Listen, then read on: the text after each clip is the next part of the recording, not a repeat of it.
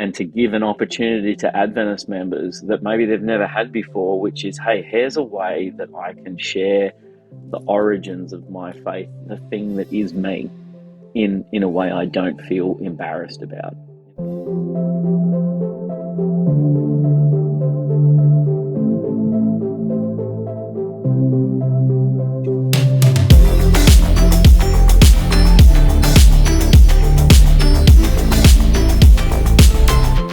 Hey everyone, and welcome to another episode of Seeking What They Sought. I'm joined today by Anthony, and we have some very special guests with us. We have Kyle Portberry, director of Tell the World and The Hopeful, and along with Kevin Christensen, executive producer and head of Hope Studios, which is Kevin. Tell us what Hope Studios is. Yeah, so Hope Studios is the new cinematic arm of Hope Channel International. So our goal is branching out beyond just linear or broadcast TV, cable, satellite, anything that has kind of a timeline on it, and getting our messages of eternal hope onto places where people are now watching. So streaming platforms, cinemas, honestly, whatever comes next. We don't care what the platform is. We really care about reaching people where they are. Awesome. Super cool. So not having to buy a special satellite dish. No, it's for the 5 people still watching on satellite. Yeah. Right. Awesome. Well, thank you guys for joining us today. I, by the way, was so tempted to make a joke just then, and I'm being very good. Are you holding it back? I feel like if you're holding it back, it's worth telling because I that was means about to say, funny. That's what you do. I can't be a part of this. I'm really sorry, guys. I have to go. It's like, I thought we were taking this to VHS. If somebody had explained to me that this was the cinematic arm, I would have not been a part of it. Right. Thank you guys for coming on. Real quick to kick things off. Yes. It's just a little icebreaker question. What is your earliest memory with filmmaking? I think the earliest one of mine, and I don't even think I did this for, at the time, what you would typically class as a love of cinema. I just worked out, we got a VHS player, hilariously, that had it was a 2-deck VHS player, and I worked out that you could, like I was doing at the time with my tape player, you could record things in there, and then I worked out that you could record them and you could put other music to it. So I remember I took a whole bunch of clips from Die Hard, The Fugitive, and Rambo First Blood Part 1, and I put them. And how old were you at this time? I like maybe 14 or 15 or something, and okay. then I thought you were going to say 4 or 5. I created a montage in the oldest school way that you possibly can, and then put it to a remix of La Fortuna, which came out in the 90s sometime. And it's somewhere, my parents reminded me, they were like, we found the videotape the other day somewhere, but they can't play it because they don't have a VHS machine anymore. So. And you got all these videos from the local church library, right? That's that. No, I discovered. You Australians, man, you guys are different. my parents would go flea market shopping, when we would go on holidays, and I remember, I think it was about when I was 14 or 15, I discovered Die Hard for the first time at a flea market, like an outdoor flea market in a place called Phillip Island in Victoria, where I grew up. And that's great. They had a Christmas section. I know, right? I remember sitting there and watching Die Hard for the first time ever and just being like, what is this? This is the greatest thing ever. And then I would go, obviously, and then try and find The Fugitive I found somewhere I had to tape it because that was one of the examples of a VHS tape that was broken, right? So I worked out that you could stick sticky tape back over there, and that section would be like... But you would essentially be able to watch it still. It would just be a moment where it would be not very great, and then it would be back. Yeah, that's a deep 90s cut. The Gen Z, our Gen Z listeners listening to you right now, they have no idea what they don't even know. Idea. Yeah, they were the good old days. Gen Z. So Kyle basically cutted it with tape. Oh, there we go. Nice. There you go. I don't even know what that means. It's a good translation. There you go. Yeah. So my takeaway from that is that Die Hard was the biggest inspiration for Tell the World. For Tell the World, yeah. No, Die Hard. So Fugitive. interestingly No, enough, The so Die, Fugitive was. yeah, The That was. Fugitive was. That's what it was. I think that those films, and they are the bigger inspiration for why The Hopeful is what it is today, right? Like, so that is, and you should get on and ask Kevin his question. Otherwise, I'll be talking about that for forever and a day. But it really is the inspiration. The art of the 90-minute film is a really big deal to me, and it has become more of a big deal the older I've gotten, because it's such almost a lost art. Like, everyone now wants to tell 3-hour movies, you know, or they want to do it in a I would long say even form. further. Everyone now wants to tell 10-hour movies because they all want a Because they want a TV series series. that's all HBO. an hour-long episode each, and you're like, I mean, quite frankly, most of the time, does your story merit 10 hours? I mean, that's where we have people that come in and they're like, oh, I've got a great, everyone has a great story. Like, usually by the time they're bringing us a story, I no actually one's disagree. bringing you a Seriously, story going like, hey, I think this story is bad, but I'm gonna give it to you. Like, you obviously thought Kevin, it was good before you brought it. I actually disagree, and it's okay that not everybody does have a great story to tell, right? I think that we have convinced ourselves that everybody can tell stories, and everybody is a filmmaker, or everybody's a novelist, or everybody can write poems, or everybody. I mean, not everybody can, right? Just well, no, like and that's what I was getting at, is like, yeah, your story. It probably is a good story to someone, at least it was to you. But is that story a short story in like Guide magazine level story? Is that a chapter in like a multi-section? Hey, we're doing snippets, testimony stories, whatever, and it's a good 5-page chapter in something. Is it a book? Is it actually a movie? Is it actually 10-part? And obviously there are some that are great for 10 hours worth. Well, let's be honest, some of these are 3, 4, 5, 7 seasons in, so you're talking 40 hours worth of stuff.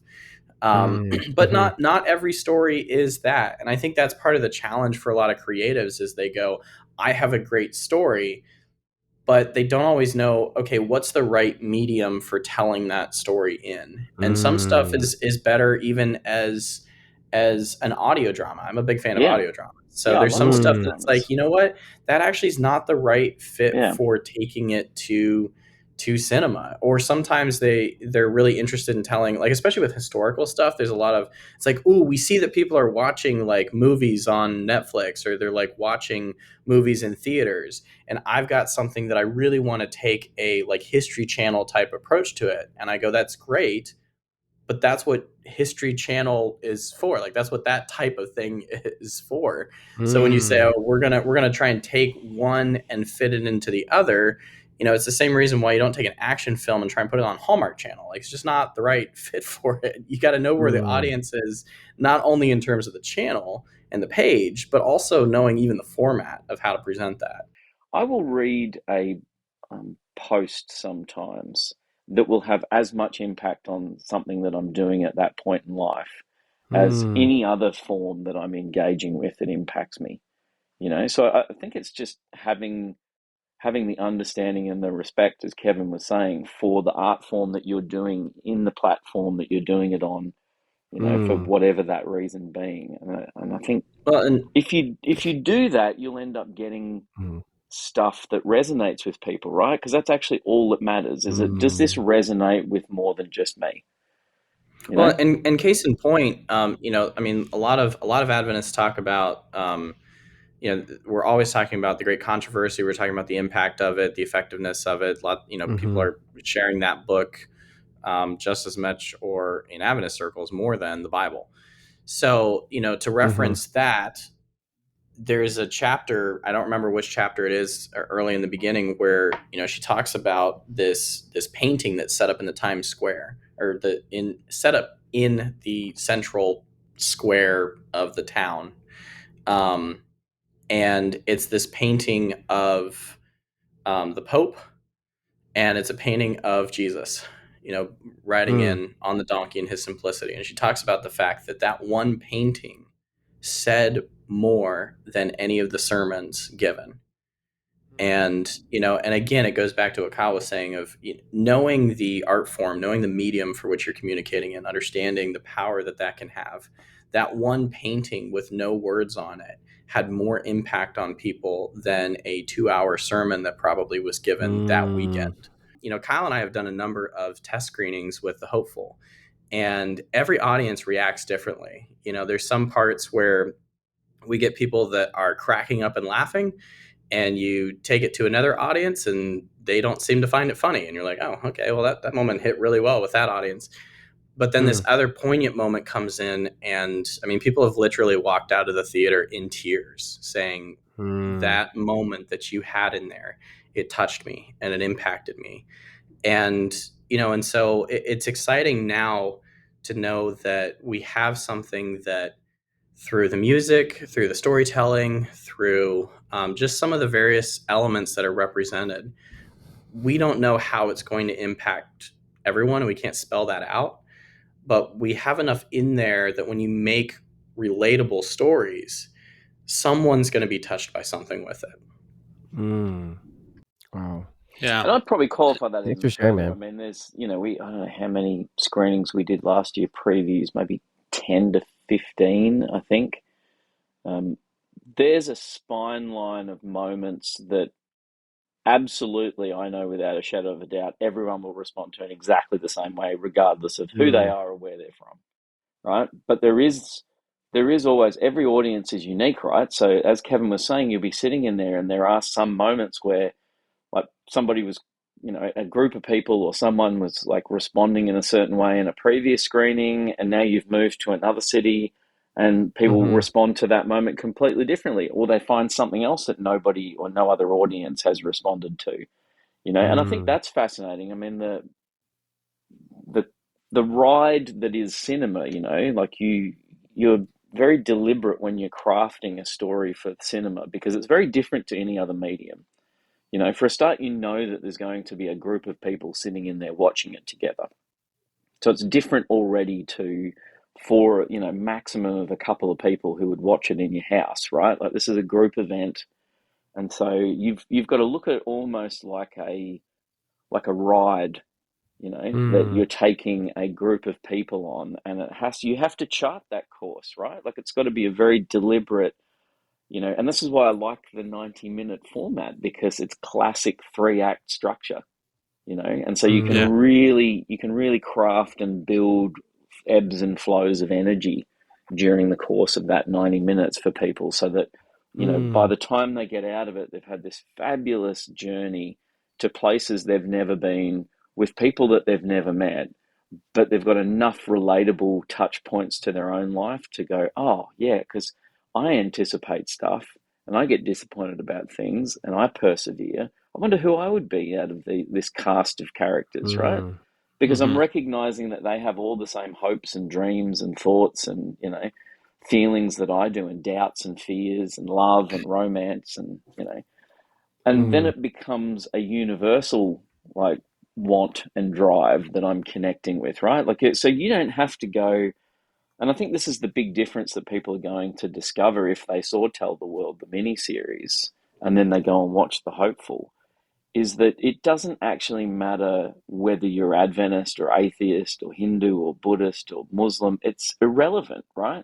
You're watching people that respond to the world just the same as you do, and you're going to walk out of there and be like, well, that was a great story. Like, I may not want to become an Adventist, but wow, like I'm now thinking to myself, well, in those moments when I have to persevere through doubt and mistrust and try and work out how I get to this thing that I thought I was moving towards that shifted on me, how do I respond to that? Am I someone that gives up really easily? Oh, man, I always figured that I would be like the person that stuck with it, and maybe I'm not. Oh, right. And that's what I love about cinema. It affords us an opportunity to question who we are and what we would do in a similar circumstance in our own life. I love that when I walked out of Oppenheimer, I remember sitting there going, the thing that got me was like the moment where they're talking about the possibility, as small as it was, that if we press this button, the entire world may blow up. right? Yeah, Like it that might was a set off a moment. train reaction that literally fries everything on the planet. And I'm like, it's a special kind of person, really, isn't it? Who goes, well, we're never going to know unless we push it. Right. Right. Yeah. You know, like that's not the majority of people, right? Like if you sat down and had that Oh no. conversation with me, I'd be like, yeah, too risky, right? I don't think we know enough about this. Yeah. Let's not push that button. You know. So I think in discovering who Mm. you are in those moments, in a safe environment, right, where you get to question without consequence, you know, Mm. and you get to feel emotions that you don't normally get to feel without consequence, right? Like you can have your soul ripped out by a moment in cinema and it can be extremely like impactful, but then you walk out and you're like, but that didn't really happen, didn't it? So it's all right. But I got Mm. to Yeah. assess my response to that, and now I'm reflecting on that, and I'm wondering how I would cope in a similar situation. You know, Mm. and I think that it's that, and that's very personal, right? Like cinema allows you the personal reflection time that I think a lot of other medium doesn't. You know, it's very Ooh, yeah. particular in that regard. And then We it need to. Yeah. allows you to debate with people about it afterwards, and there's no wrong or right answer. Yeah? It's Right. the way that you responded to those moments is the important thing. Just to interrupt you, Kyle, since you brought it up already, just for our listeners who may not be familiar with you guys and what you're doing, what you've been working on, you guys, for clarity, you guys are part of the production and directing team. And by team, I mean you guys, right? Well, Um, us and about like 200 plus other people at this point, right? Yeah. Because okay, it's a There's fair. about 5 minutes of credits you'll sit through. So yeah, to Oh, say it's wow. it's. two people would be a I mean, severe you couldn't understatement. possibly, yeah, and you couldn't possibly tell a story for cinema from the perspective of two people. And this is what I love about filmmaking, right? Like, so yes, I'm the director, but I also get to work with people across a broad range of cinema experience, right? That are working well outside of this story. You know, Right. Brett Manson, for instance, who color graded the film, did Elvis for Baz Luhrmann. And then Oh, wow. one of my favorite films of the last 10 years, The King, with Timothy Chalamet and Joel Edgerton. An incredible Which if you film. haven't seen that on Netflix, go and check it out. It's a beautiful film. But what he brings to it when you're sitting in your 110 hours of color grade together is 25 plus years of experience on how to draw out more from the moment visually. You know, Yeah. so Mm. you'll sit there and you'll have a conversation and you'll say something thematically or about the way that you want people to feel in that moment, and he'll be like, Mm. "Oh, how's that?" And you just sit there and you're just like, the film just went from being a really good looking BBC period drama to now a mid budget studio picture. Like Wow. how does that Right. work, you know? And it's the same Wow. thing in edit, it's the same thing in sound post. When you get to work with people who do this for a living across a range of stories, Mm. they bring a wealth of knowledge and understanding of how. Because again, just because it's an Adventist story doesn't mean we haven't seen these things before, right? Again, if you Right. said to me, And well, Kyle, you know, Kyle, sorry to interrupt. Just want to yeah, bring clarity to our listeners who may not be familiar with you guys. You yes, guys have created a film called The Hopeful, mm, and it is a 90-minute retelling of your previous work, Tell the World, which is sort of a Adventist origin story, so to speak. Um, well, see, I and would look I at it don't know if you completely. would describe it that way. I wouldn't describe it as a retelling. So, what Tell the World was a six-part miniseries that was originally intended for online, um, and it had a really specific remit, which was to tell the historical points of that story, right? And at the same time, we also filmed a feature film, and it just takes a long time for Mm. those two things to play out, right? So, like, Tell the World had to do its thing for a while, and then it took me a long time to kind of get the pieces of the puzzle together to be able to realize the cinematic telling of And it's not Mm. even the same story, right? It's like Tell the World looks at that story from one angle. And it's almost like what we did with The Hopeful is that we walked around the back of it. And then we Mm. went up and we had a look down there. And then we went, oh, those characters that aren't really major characters potentially in Tell the World are actually really interesting. So let's look at this story through their eye instead of through this Mm. eye, you know? And Can you? And one of the yeah, other things with that was saying, what makes sense to reaching people with this, because Mm. the Yeah, actually, church so, Hope Channel. sorry, Kevin, to interrupt. I'm curious if you guys could kind of take some steps backwards and talk to us kind mm, of about how did this even come to fruition at all? Like, why? Like, how did this happen? Why did you do it? Why is it Yeah. important to you? And then maybe it will circle back and get to where you're heading. Cal, how about you yeah, tackle in like a couple minutes, yeah, up to the point of our conversation at Southwestern? yes, yeah. So I think the simplest way to describe it, and it's always hard because you don't want to. I mean, they are very, very different, and you don't want to take away from one, because they are. They're unique in their own flavor. But I think that the big point of difference is I, as a filmmaker, felt that there was more humanity to be discovered in this story than was possible with it being guided by church administration. Because you got to understand, Tell the World only exists because some really passionate administrators in Australia took a chance and went, we want to tell this story. We feel like there's something incredibly inspiring for Adventists in our history, right? In the way that our forebears saw the world. Like there's something Mm. to be gained from reconnecting with that. Mm. And there's absolutely something beautiful in that. The challenge that you run into when that process is guided by um, administration. I mean, they're not filmmakers and they're not artists. you know. Mm. And Mhm. so when 20 people have got the final cut of something, it's always going to be a compromise, right? You're never getting the singular voice of an individual who's going, this is my response to these people and this story. And that's the big difference. That's what you get with The Hopeful. And I always felt that we had done that story a disservice by not giving it the singular voice of one person, rightly or wrongly, right? Like it could have been anyone, and it just so happened that it was me, you know? And so there's no point Mm. feeling bad about that and going, oh, well, I probably, there's people who are more capable. Forget that, right? Like, you've all been gifted with certain things. And I like to say, like, I laugh about this with my wife all the time. I've got to a point now at 46, I actually can't do anything else anymore. I've spent too Mm. much time now investing in this. I'm actually no good at anything else, you know? Mm. So it's the kind of thing either you lean into it and just accept that this is what you do and you've put that 10,000 hours of time into it. So, Mhm. I don't think it's cocky. It's just going, I know how to tell this story, And I think Mm. up until the point where Kevin was just saying he and I met and had a conversation.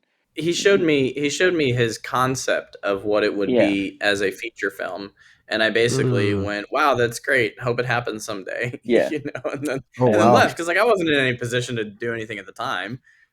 Fast forward a number of years, shortly before COVID, I had a conversation with some individuals that were involved with various media ministries within the NAD and the GC, and so they had invited me to dinner to kind of talk about stuff, and I was pretty straightforward with things. I said, look, I tell you this very much out of love. I'm born and raised Seventh-day Adventist. Like, went to an Adventist academy, went to Southern Adventist University. We are in this supposedly this age of storytelling, the explosion of media, content is king, and yet there were more opportunities for Mm. Adventist storytellers in my grandfather's day than there are Mm. now. What is wrong with that?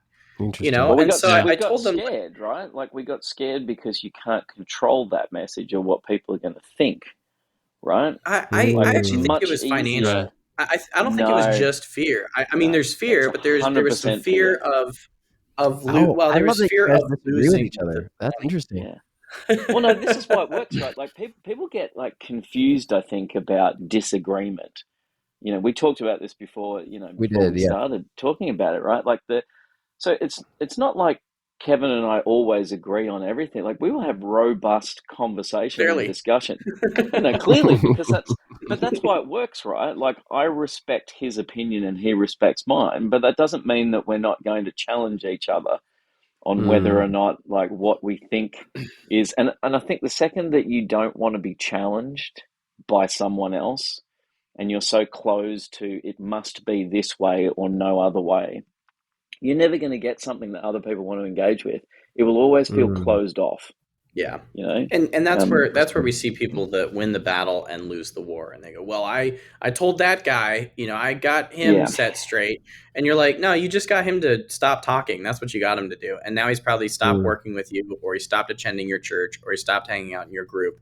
And what did you accomplish with that? I love mm, someone talked about, they said, why did it take 30 years before Jesus started his ministry? Because he was spending 30 years walking and talking with people. He spent 30 years listening mm. before he started speaking. Hmm. And Good. which that's a generalization, because we know that when he was a kid, he was speaking there. But I don't think he was a mute for 30 years. But, Right. essentially taking that time to really understand people before saying, okay, I'm going to start into my full-time ministry with this, or I'm going to understand what people are interested in before we dive into this. Mm. And so, I, can going I say back to where I something? was, Can I say something sure. really controversial that is just sparked by something you just said then, Kevin? I think Oh, the we're easiest way ready. to It's a describe hot take. the difference between Tell the World and The Hopeful is in the names. So think about the two Mm. names that we just said. One is Tell the World, and the other is The Hopeful. And I think that actually tells you Mm. everything you need to know about the difference between those two stories.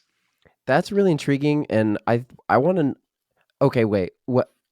Let's circle back to how did we go from you guys having that conversation at Southwestern to it becoming a reality, and then we can. And I Well, don't know, yeah, Eric, and, if and and I'm specifically interested in, because you guys are essentially doing a 2-day theatrical run with Yes. this film, right? And I'm curious, what is your motivation, your kind of strategy behind, mm, let's take this to cinemas, for a kind of a 2-day event for people to go see.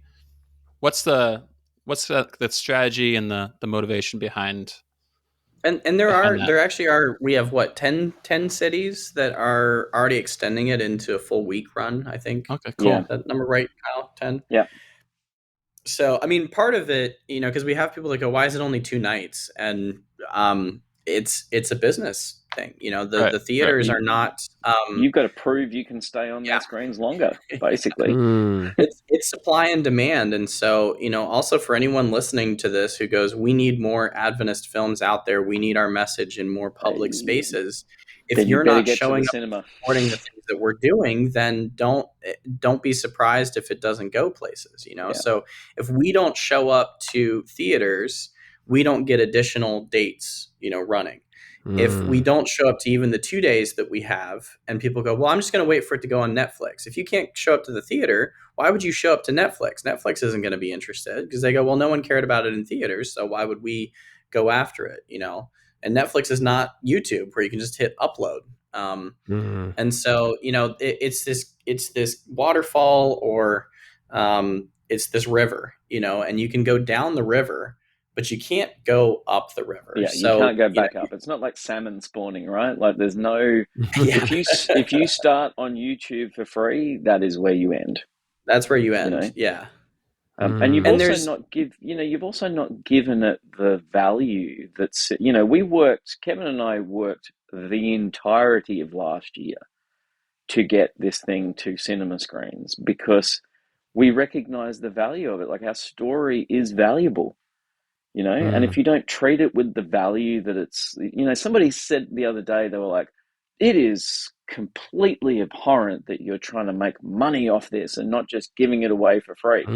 And I mm, just laughed to mhm, myself. I didn't even respond to it. I'm like, do you go to work and have a job? Like, mm. or are you just expecting that everybody just like does everything for nothing? Like, how are you going to get something made well, for and Right. nothing? But you know? even further than that, I take the example of the couch that's on the side of the street that says free on it, and then you add $100 and all of a sudden it disappears, right? Yeah. There's something associated with when you pay for something. The free gym membership you never use. The $100 a month gym membership that you're like, oh, that's, but I made a commitment. You show up for it, and Yeah. there's something Yeah. associated with value today where um, when we bring something to someone that looks like it's delivered in cheap packaging or it's free, people go, well, how should I know that what's inside is valuable? If we value our Yeah, message, you've let's not not told deliver me. it in Yeah, cheap packaging. you've not even told me that They that's valuable. I had someone who talked about this with me. So we worked with Types and Symbols to do the hopeful edition of Steps to Christ, where it kind of ties in with the film. There's a little different design on it. There's a foreword by Kyle at the front. There's a full page that folds out to be Jay and Andrew's ship. And I was talking with someone about this. They're not expensive books, but they're also not free. And this guy at a church, he was like, "Oh man, this is great, but I really wish we had like a free sharing book version of this." And I was like, "Brother, we've had those Yeah, for a and while. they end up in It's not garbage new, bins, friend." But you got right? to understand Giant that Jesus outside the UN. right, yeah, but you've got to understand that in today's day and age, when you go and you give someone something for free, they go, well, this doesn't look valuable, so why should I take my Value it. precious time and pour it into it? You give You- someone something that's a nicely designed copy of something that looks like you might have paid something for it, and suddenly it feels like a gift, and it's like, oh, okay, you value this, so maybe I should at least consider valuing it. So is the a part of the thought process with a theater release being that, I mean, because I'm curious, especially from a evangelistic tool that I'm sure is kind of at the core behind this project, how you see a theatrical release playing into evangelism, especially since yeah, this isn't something that like the Adventist Church has really done before, at least to my knowledge, in a long time, at least. Yeah, A I'll theatrical release yeah, is in yeah, itself controversial in a lot of yeah. areas But of Adventism. it's relational, right? Like, and that's the whole point of why you go to cinema, because gone are the days where you can, and this is locks 100% into what we were just talking about then, right? You shove a book at someone as they're walking down the street, right? That is not relational. You don't know each other, so why would I even bother looking at this thing that you shoved at me? Because I've got no frame of reference for you even. So, like, why would I take seriously the thing that you're trying to shove down my throat? Versus, we go and we sit in a car on the way to the cinema together and we're going to eat out afterwards, right? And then we're naturally going to have a conversation about the thing that we just saw. Like, that is relational. And it's also not me inviting you into my house, which we may be uncomfortable with at this point, right? It's certainly not me inviting you to church, which I would not be comfortable with, particularly if we've only just met and this is like, a really recent connection that you've made with somebody. And so I think by design from the outset, this was designed for people to be in relation to other people around, and cinema is actually the perfect like space for that, because it's an event, right? Like, we're going out to it. We have to put the kids in, like, with the grandparents. It's gonna be parking. It's gonna be all these things. So if I go along and I don't get something of value out of that experience, if I don't feel like I got transported to somewhere I couldn't be if I was sitting at home on my couch, half distracted by my phone, so that I think for both Kevin and I, it was hugely important that this enabled relationship in a very meaningful, tangible way. And that's why, personal evangelism. I actually, I think we've misunderstood the purpose of evangelism. It's not to shove information down each other's throat. It's actually to spend time with each other and learn something about them as well, right? Like, it's not just a one-way street of me broadcasting to you. It's a dialogue. It's a discussion. Like, what do you think? What do I think? How do I feel about this? How do you feel about this? Does this make sense? Does that make sense? Does none of it make any sense, right? Like, So unless you can invest time with somebody and actually get to know them and be a part of their world and their experience, like, why would they have any time for you and the information that you're trying to give them about this crazy like lifestyle choice potentially that you're asking them And to taking consider? that further, the Evangelism Institute talked about the fact that the tactics that we used back in the 60s and 70s, we reached the heart through the head. So you had But all of see, this arguing truth, right? even the fact So that we you use were tactic arguing as a word, creationism versus evolution. It was, we need to, we have apologetics. It was, I'm going to argue my way to being right. And then when I Mm-hmm. convince you with enough information, then you're going to be won over, and then you're going to bring your heart on board. And that, to some extent worked. That was kind of the thinking of the culture of the time, that sort of modernist culture.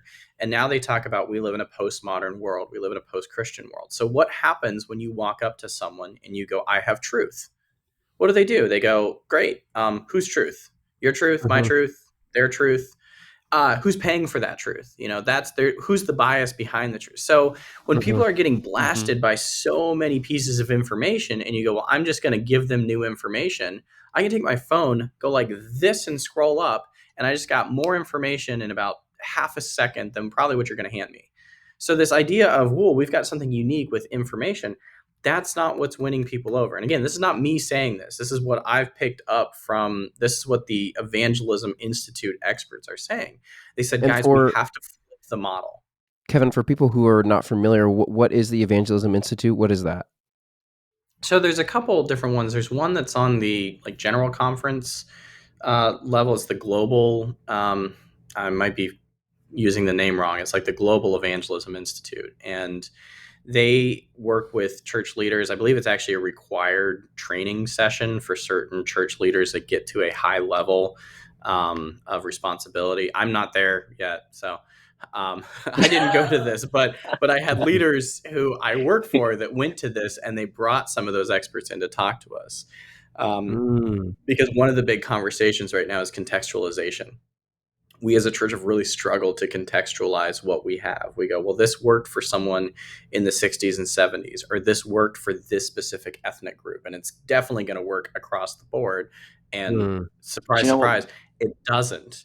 Do you know what There was works for actually everybody though? Do you know what works for stories. everybody? When you yeah, but when you get in personal conversation with people, it literally works for everybody, right? And when you stop talking about evangelism, quote unquote, and if you're listening to this and not watching, I just did the quotation marks with my fingers. Um, but we have developed a whole jargon around something that actually is so simple, right? Like we call it tactics, and we're like tools, and we're like, we've got all of these resources, and we've got stuff, right? Mm-hmm. And it's actually this simple. It's like, yeah, but do you have time to go and grab a coffee with somebody and like actually listen to what's going on in their life to even know what it might be that you could offer them, right? Because they might be sitting there and they might be going through a traumatic life experience at the moment, and you're trying to like shove some theology down their throat, or actually what they need at the moment is someone to just sit there and listen to them and be a friend, and not actually have an agenda around that. And I think if we simply reframed the way that we think about Mm. how we're relationing as people who also happen to be Christian, right? And Kyle, we didn't look are at you it as though putting we're forth Christian who happen to be people, which I think are is you a putting very forth different thing. sort of a paradigm of film as relational evangelism, or like Oh, how would you 100%. and 100%, because how you're showing yeah, people yeah. who are just like you and me, right? Which is why we go to the cinema. We go to the cinema because we want to be transported somewhere that we've never been, but we Mm. want to be guided by people who we relate to through that, you know?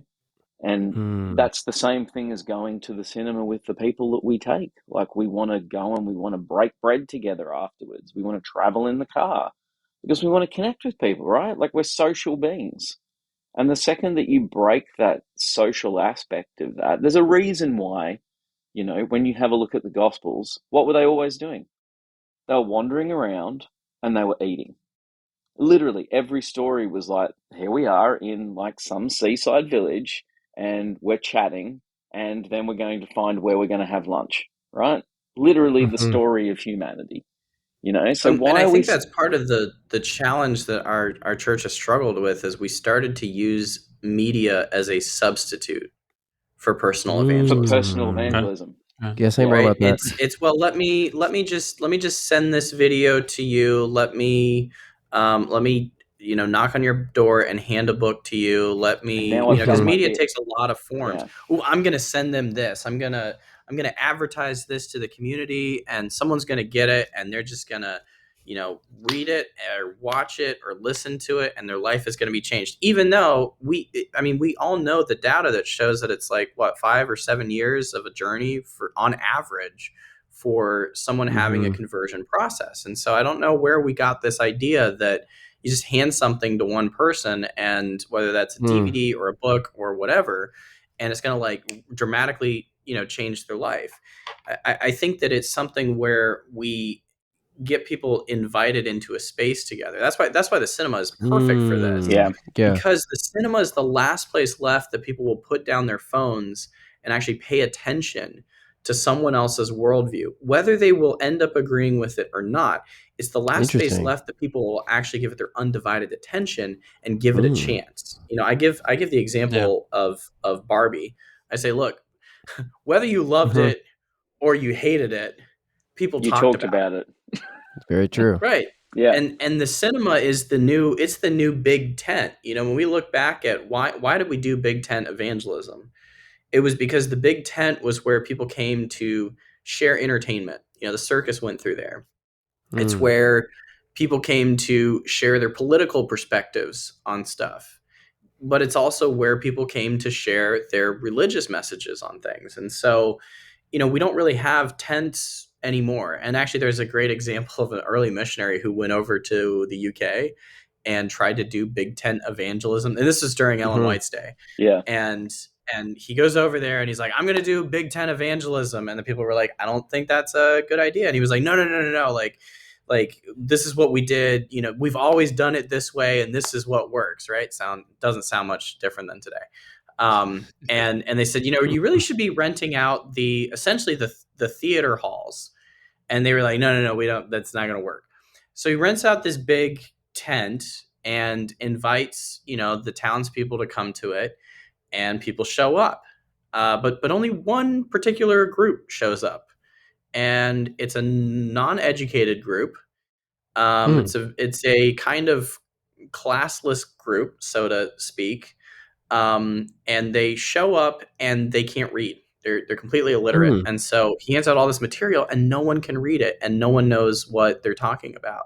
And finally, Mm. someone local, tells him, "Look, the things that are shown in tents here are a bit uncouth. They are Mm. um, Yeah.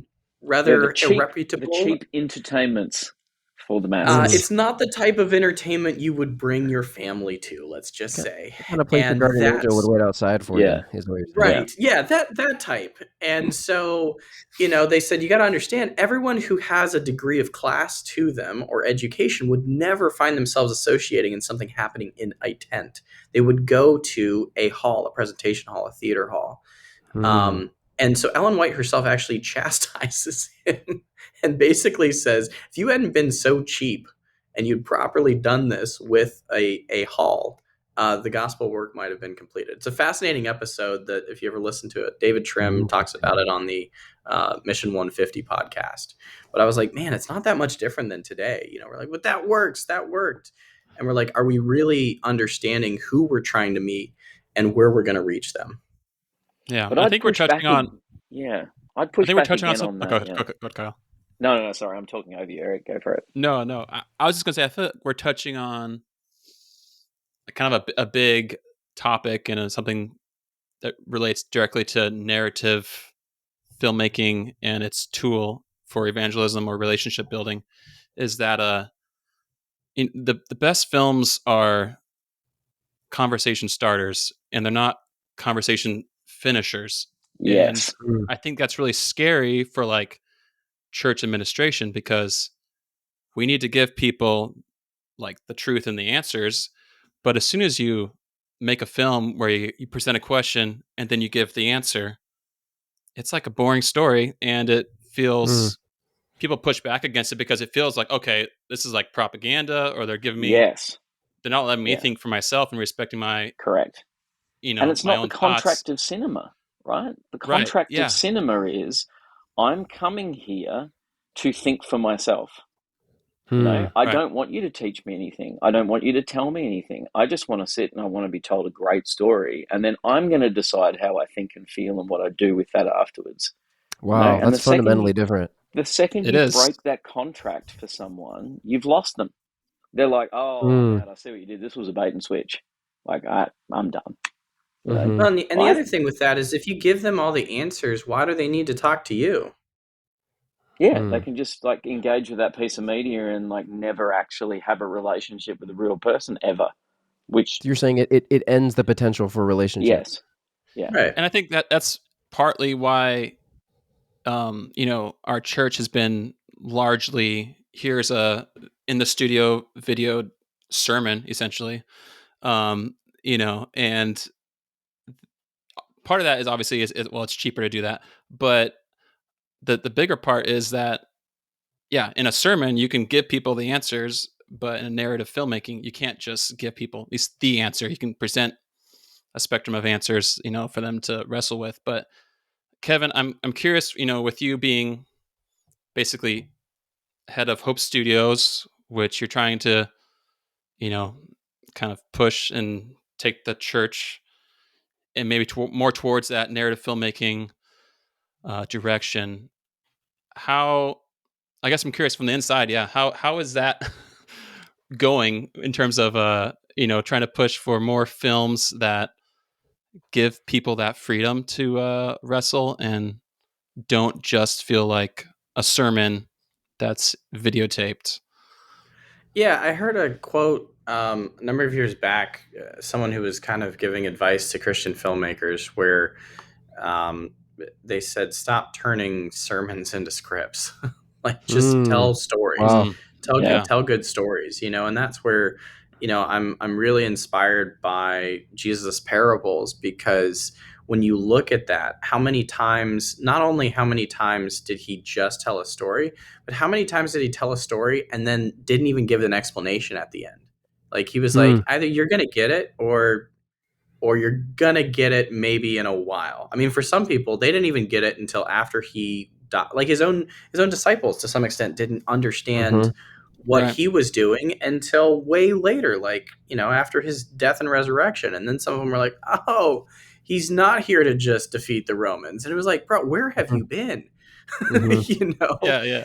And It's real. so, there's so much power with that, because I think when we pose the questions and we lead people on a journey and we don't just give them every answer, that's how we allow the Holy Spirit to do its work.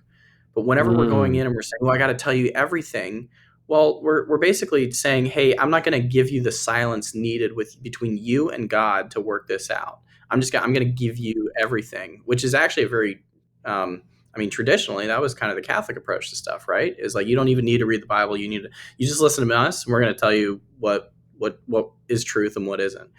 And so I love, the storytelling approach with things where we're not always giving the conclusion. We're saying, okay, here's enough for you to learn from this. Now, what do you think with that? And give it that, space to breathe and that space for people to discuss that. The church has been very, very supportive of what we're doing with this, from for a couple reasons. One is there is some acknowledgement of a need for it. I mean, unfortunately, a lot of times our church doesn't move until it's more uncomfortable to stay where you are with Mm. things. And, some of our ministries, or just even our numbers, looking at it, and you start to realize, like, oh, the average age of the church is going up. Mm. And that shouldn't be a thing. You're always going to have people that are passing away, that are leaving, but you should always be getting new people coming in and younger demographics joining. Um, and that also starts to affect the donors. When you are donor driven and you're donor supported, when your donation group starts reaching the end of it and you realize you don't have a pipeline, that can push you to start making changes pretty quickly. So there were some kind of supply and demand things with that, where people were realizing, oh, hey, we need to do more than just brainstorm and talk about new methods. Like we need to actually start having some new methods, or quite frankly, we're not going to have our churches, we're not going to have the budgets anymore. And either that means people are going to not get the retirement benefits, which they've already started cutting within North America. I mean, those conversations happened a few years ago. So we're going to struggle to be able to retire our own people, and or even keep them on payroll for the time being. And so then all of a sudden it becomes very real. It's one thing to talk about this stuff and we need to reach the young people. We need to be out there and do evangelism, blah, blah, blah. It's one thing to talk about that in concept and then go, hey, if you don't figure this out in 5 years, your position's eliminated. And that becomes very, very real. So there's part of that need for some of this on a very serious level, for sustainability, but also there's people that came in. We got new leaders who said, where are we with our missional alignment? Because if we and now I'm making it very specific just to Hope Channel International, we as Hope Channel International are called to be the evangelistic media arm of the church. Are we really being evangelistic? Are the people that we're speaking to already in the pews, or are they pre-Adventists? Right. Who are we actually reaching with this?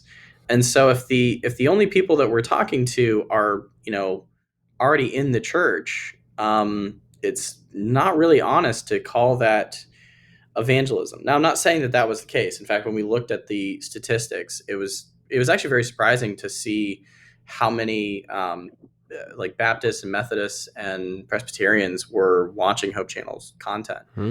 So we had more than just Adventists that were watching this stuff. But nevertheless, you look at what's the age demographic of that in North America. And that's not the case across the board. You have places like Novo Tempo in Brazil that has a very wide, very young demographic that's represented. I mean, they can speak to, I think it's like 85% of the entire country there in Brazil. So we have examples of other places. And this goes back to that conversation that I had with them where I said, look, there's this, these opportunities for storytelling, and yet we're not really engaging a younger demographic in North America. And I know that you're doing this in other places, but like, why not here? And part of it was this misalignment between the funding and the audience. And so you have this group of typically, elderly donors that are conservative, they're Adventist, they're in the church. And the other thing is, when you're retired, you're not required to be in the marketplace, right? You're not required to interact and engage with what is relevantly happening in the world. When the economy tanks or they're doing job cuts, if you're retired, you don't know the difference. When people are talking about, oh boy, the price of whatever, I mean, unless it affects their groceries, they probably don't even feel that. When we're talking about, the struggles with buying a house or pay raise differences, if you're retired, again, you don't feel any of that. And so it's very easy to get disconnected from the present needs of people. And yet, if those are the people that are donating towards things, oftentimes they go, well, this is what I know in my world, in my bubble, and my friends. This is what we value. It's important to us. And that is a demographic that is important.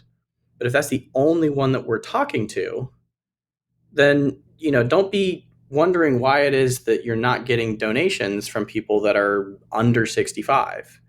And so we kind of had this misalignment between, here's people over here that are saying, we're going to support this financially, but we always need to reach like the 20-year-old unchurched youths, right? And so they go, okay, we're going to create something for that group.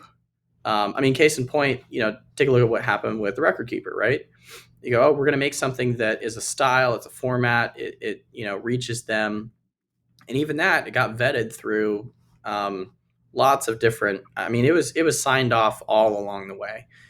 And then they get to the end of it, and what happens? You get a donor from that group who goes, well, if you want to continue to get the 6-figure checks from me or whatever they were, um, I don't like it. It's not for me, and because it's not for me, it shouldn't be for anyone else. So you better cut it.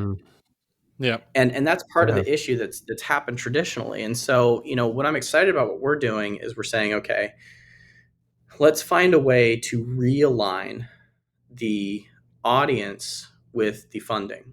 So with the example of the hopeful, um, this started from donor based funds, but then it also brought in a number of other Adventist investors who said, wow, this is really good. Like, we like what this is doing and we see the impact. This is something I can actually share with my 25 to 55-year-old non-Adventist employees in my business. There's not a lot of other material I can share with them. That's something I've never had before.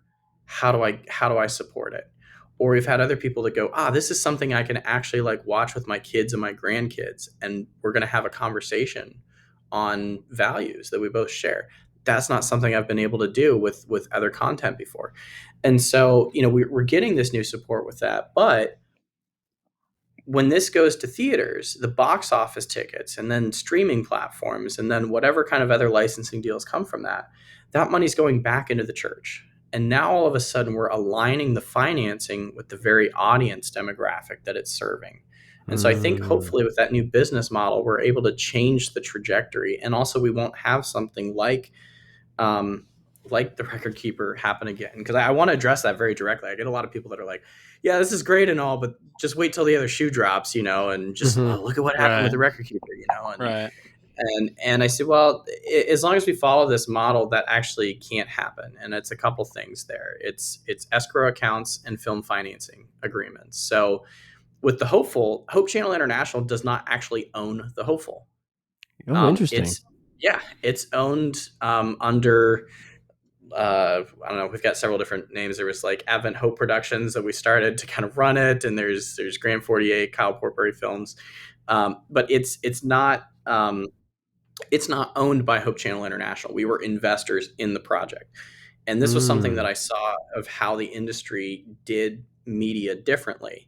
Our media ministry models have always been, okay. So let's say we need $1.4 million to do something.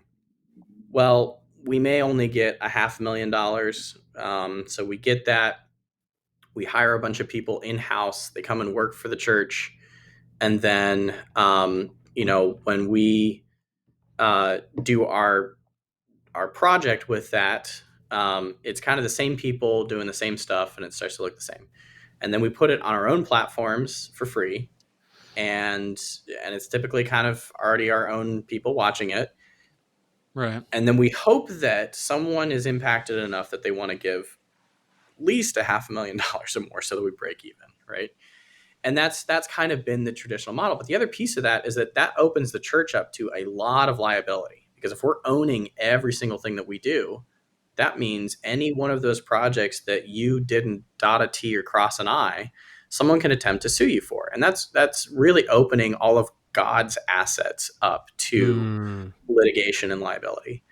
And so what I noticed in the film industry was I had been working on a variety of different projects for Netflix, NBC Universal, ABC, Hulu, different very recognizable companies, and my checks never said any of those. There was always some no-name LLC, and I was like, what is with this? Like, I've never heard of this company, and I'll probably never hear about it again. And so I went to accounting and I said, hey guys, question, what's up with this random LLC that we all work for? And they said, oh yeah, it's standard practice. The industry, the studios never make something themselves. They always take just enough budget that's needed for the series or the film or whatever the project is, and they either open an LLC for it, or they find a production company and they basically give the money to them so that separate company can do its thing. So if something goes wrong on set, someone gets injured, someone misses something and they sue, you can't tap into the assets of Netflix, of Universal, of Disney, of Paramount. You can only tap into the assets of that limited liability company or whatever version of that is. And so I saw that and I was like, oh, that's really interesting. And that also allows those production companies to move at light speed because they're essentially a startup. They rent office space for, say, 6 months, 8 months, a year, and then they contract the people that they need that are specific for that project. And then when they're done, those people leave and they go and move on to the next thing. And you can move very quickly. You don't have lots of committees. You don't have lots of red tape. You're not doing all these sign-offs because the risk is not as large. And I realized there's not that much difference, honestly, when you look at this between the big studios from that financial aspect and the church from that financial aspect. The difference is that when we run everything in-house through the church, we have lots of committees, we have lots of red tape, we have lots of audits. There's a lot of checks and balances, which is appropriate because you're dealing with potentially billions of dollars. And so you need to make sure that you're doing those things carefully and cautiously. But what that hinders you from on the flip side is agility. And so with this model of saying, okay, what if we take kind of that film financing approach that the studios do, and we take that money out, enough of what we need for the project, we put it into the production company, and it's able to do its thing. Now it can move at the speeds it needs to move. We're actually protecting the church and its assets, and it can start to tap into things like film tax incentives. So going back to that example of, $500,000, right? Old model, I get $500,000 from donors. That's all I have to work with. Put it out for free. Pray we get enough back in donors. The new model, let's say we take that $500,000, and in this case, we did our post-production in Australia, which has up to 40% tax incentive. And, it's really parable of the talents. How do you take what the master That's gave big. you, go Wow. about his work, but maximize that? And those are things that the church was never doing Yeah. because there was always this in-house model. And so that's where I was telling them, I you see. guys got to understand it's not a lack of creativity. There are incredibly creative Adventists in the church and outside the church. It's not a lack. I would say it's not even a lack of funding. The church has money. We all know that. We see them throw it at certain things when they get really Mhm. excited about it. If people are excited about it enough, they'll suddenly pay millions of dollars to ship books to places that don't have complete delivery, right? Like Mhm. we'll see them do so it's not a lack of money. What it is it's a lack of doing the right business process with this. And the jump from broadcast television to film can almost be as large of a jump from radio to television. Wow. Right. No, that's Wow. yeah, I mean that's cool to hear how you're, in a very practical way maximizing the dollars to in a much more efficient and industry standard uh way so that it can go further than it ever has in the past. Which again Ki- is just like, it's not groundbreaking, right? Like, you're just right. taking advantage of the things that governments set up to encourage the inflow of money into their arts economy. Like, Right. it's not rocket science. It's simply just Well, going, yeah, if you spend $1, we'll give you 40 cents back. right. you know? Well, and I So mean, a it's, big part of it is, I think, obviously it's nice that Hope Studios decided to, hire Kevin, professional producer as their head rather than a pastor, right? That's not Mm. like well, his and background that, isn't in film and knows all those yeah, industry yes, standards.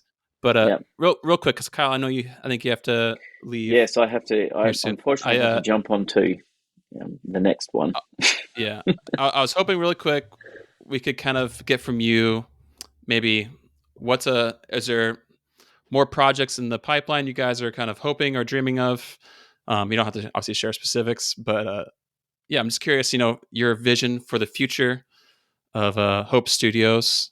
Maybe what's some stuff you guys are dreaming of Yeah, for I the mean, future? we're planning on working together again, but I mean, that's the beauty of the model, right? Like, it's not, Hope Studios doesn't rely on Kyle and vice versa. We come together Mm. when there's an appropriate thing to come together on.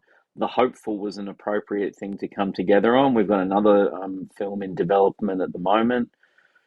So I think what it allows you to do is you're not locked, they're not locked into, we can only make certain things because we hired a guy and he's the only one available to us, right? And for the flip side, for me, I'm not locked into, well, I can only make films for Hope Studios, and I think that that's where we've got to change as Adventists and in creative, right? Like, it's not up to the church to fund your creative lifestyle, Hmm. and that's a big mindset shift for people, right? Like it's maybe a bitter pill for people to swallow, but if you're not going out there and actively driving your own creative output and working out how you're going to be commercially viable as a storyteller, um, I'm sorry, it's going to be a really uncomfortable, awkward life for you moving forward, because not always are you going to want to tell stories with a church partner. Sometimes you want to tell stories that are more controversial, and you actually need to be able to go, well, if I want to tell that story, then I need to tell that story. The church is not in the business of filmmaking, right? And I think that that's where people's expectation gets. The church is in the business of being a church. It has to do certain things for it to be in that business. Simple things like the fact that the church is a 501c. Like, they're not for profit, so there's certain things that a church can't do. And so I think if you have an unawareness of your role and responsibility in your own creative output, you're going to get bitterly disappointed, Hmm. strangely enough. and In and the the flip side of that Yeah. also, as people who have both, I mean, I only recently started working, for the church like a few years ago. So as as as people who both also try to do things independently, there is a big struggle with some of that stuff to be able to accomplish it independently without the church. I mean, that was something that Kyle and I realized, if we weren't working with the church on this project, on The Hopeful, I we probably could not have gotten it into theaters. Well, and also, Hmm. what's the Wow. point, right? Because it's our story, like, and the whole point of our story is to push and struggle and strive together to try and get something that we couldn't have gotten separately. And I think that's the beautiful thing for me, is that, I had probably the best filmmaking experience of my life working with three executive producers from Hope Channel International, Hope Studios. And you're kind Hmm. of like, the fact that me in this, like, mode of Kyle is able to say that with a straight face is beautiful. Like, if you said to me, what's the best filmmaking experience you've ever had? I'm like, well, it's The Hopeful with my Adventist filmmaking team. Like, what a beautiful thing, right?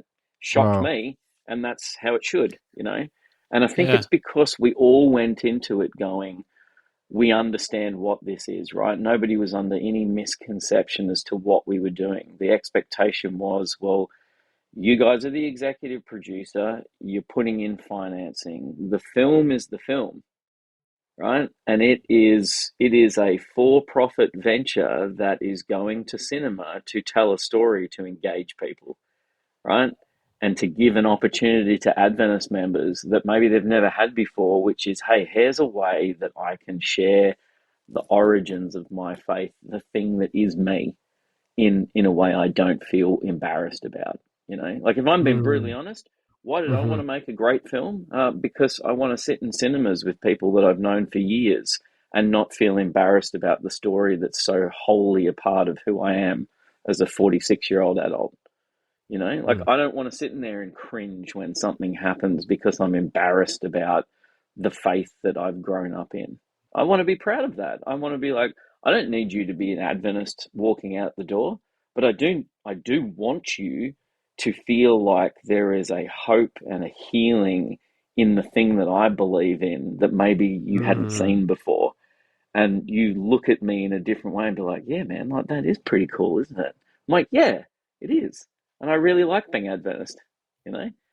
And so for Hmm. me, the fact that I can say that in this manner now is a beautiful thing, and as Wow. an adult wrestling and struggling with faith like we all do, being able to do that with a little bit of it's okay to be Adventist instead of, well, I probably wouldn't talk to you about it. If that's all as an Adventist, you walk out of the hopeful feeling, well, you know what?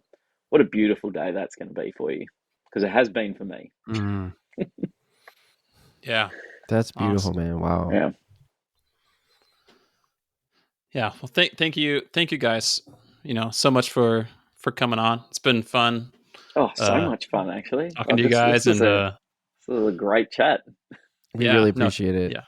Thank you for your time, and I'm excited to, see where you guys are going with Hope Studios and this new release, and hopefully it's as a filmmaker myself, I really hope that it can be a catalyst and kind of a stepping stone to like bigger and greater things in the future too. And hopefully, 100%. Yeah. you My can greatest step that into is the goal. a new age of yes. And Adventist my hope is storytelling. actually that we all look back at this and we go, that was the moment we all realized it was okay to be Adventist and tell our story in all of these different varying ways, right? Like that would make me, and it doesn't, that's not about you. That's just about you wanting your culture to realize the beauty that is within it. Like we've bashed ourselves up for so long. It just kind of seems like, why are we doing this? Like if we all want to moan about it and go how much we hate it, then like, what's the point? Like, so I think finding the love within that beautiful, simple message that Ellen gravitated to, that Miller discovered for the first time, right? Which is literally so simple. It's a character of Christ question, right? It's like, who is Christ and what is his desire for you? Is it judgment, punitive? Is it prejudice, or is it hope and healing? And I would much rather go with the hope and healing character than the other. So that's good. Right. Yeah, That's really good. Maybe you can just plug for listeners kind of where they'll be able to find the hopeful, and then maybe for those that are listening after the April 17, 18 kind of theatrical run, where they might hopefully be able to find it in the future. Yeah, well, all the information you're going to need about any of that side of it now for April 17 and 18 cinema release across the US, or what happens after, is thehopefulmovie.com. If you go there, that will basically be the hub of anywhere in the world you are, you'll be able to work out how you can engage with it. Awesome. Perfect. But in the US right now, coming up, April 17 and 18, go and press a button on that website that says buy tickets now or do a group booking. Yeah, do group booking. I mean, that's the other thing is, if your church hasn't already looked at doing a group booking for things, there's a number of different churches that I've seen. I mean, I just spoke at Kettering Church up in Ohio last week. I think I saw Spencerville is doing this. I've seen a number of others that are what they're doing is they're getting a group of tickets. You can go in there and you can actually get sometimes even a group discount if you do the group booking. Kind of varies by theater. But what they're doing is they're getting enough tickets for members to be able to go out in their community, talk to their friends, talk to their family, talk to their coworkers who, maybe go, hey, I don't understand why your kid never shows up to the soccer game on Friday night, or like, what's the whole thing with like not, smoking and, really taking your health and diet seriously. Like, I don't get it. Like, what, you guys Mormon, you Jehovah's Witness? I don't really understand it. And it's very easy to go to them and go, well, hey, look, we've got extra tickets that we'd like to gift to you. Again, part of that value, that interpersonal value of, I've got a ticket. Would you like to come with us? And then let's get dinner afterward, or go get ice cream or something, and then let's just go see a movie. You don't give any preamble. We don't do that for other movies. Oh, before you go see Dune, I got to give you the history of all 6 or 10 books or whatever, No, you're just like, hey, let's go see it. It sounds like it's a good story. In fairness, that probably would have helped. I don't know. I watched the original one, was not a fan of the old ones, and was like, I actually skipped the old ones. Dune might be the one example where you would need a little bit of like context. You kind of did. I did kind of. If you're going to see like part 2, you probably need to know a little bit. But, I wish. But with I this, wish it does not require. It does not require any explanation. It's just saying, hey, I'd like to invite you to come to this event with me. And so, yeah, talk to your church about that, talk to your group or university or whatever, because conferences have evangelism budget. And so they can pay for this.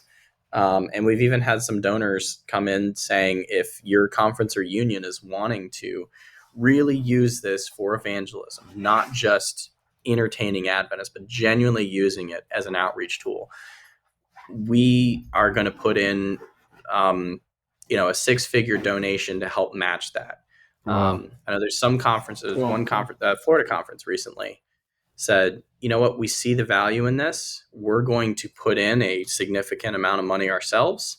And then this donor came in and matched that. So they doubled that. Wow. So there's places that are using awesome. this. And that's where, if your community is not using this, this is in 900 theaters across the country. You can go to the website, you can click get tickets, you can put in your zip code and see where it's showing near you. But, don't miss this. Don't miss out on this. There's an AMC literally 2 miles in the middle of Manhattan right now where I am that's carrying it for 2 straight days.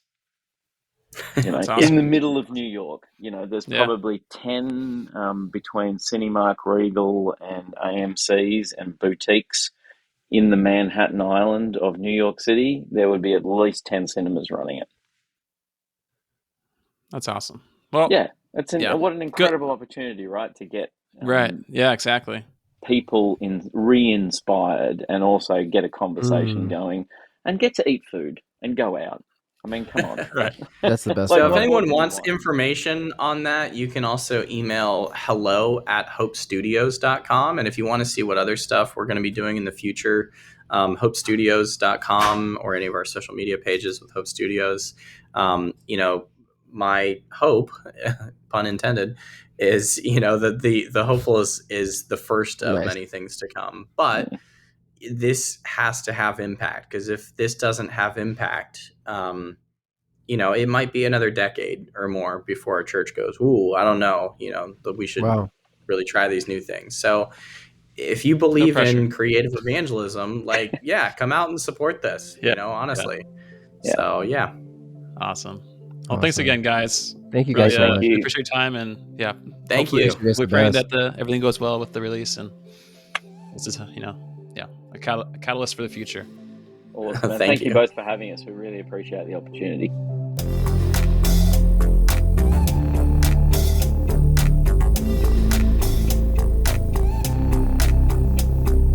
Well, once again, thank you guys so much for listening to another episode of Seeking What They Sought. If you want to keep up with us, we exist on all the social media platforms. Our main way of communicating is Instagram, but we're also on TikTok, we're on YouTube, we're even on Facebook. For you millennials and Gen X's out there, even the boomers, we haven't forgotten about you. So we're on Facebook. You can keep up with us there as well. And if you have comments on the episode that we just posted and the discussion that was just had, you have thoughts, maybe you disagree, you have maybe a hot take or two, feel free to send us a message through our DMs on any social media, or shoot us an email. We'd love to have conversations with you guys. I also want to issue a thank you to our producer, Eric Edstrom, for making us sound pretty. He always does such a good job, man. We used to make fun of him all the time in the early seasons. I've let him off the hook recently. I might bring him back. What do you guys think? Let me know if we should bring him back. But Eric, we thank you so much for making us sound good. Last and not least, I would like to thank our patrons for helping us keep the lights on, for supporting us financially. We really, really appreciate your generosity. So I think that is just about it. Thank you so much for listening to this episode of Seeking What They Sought.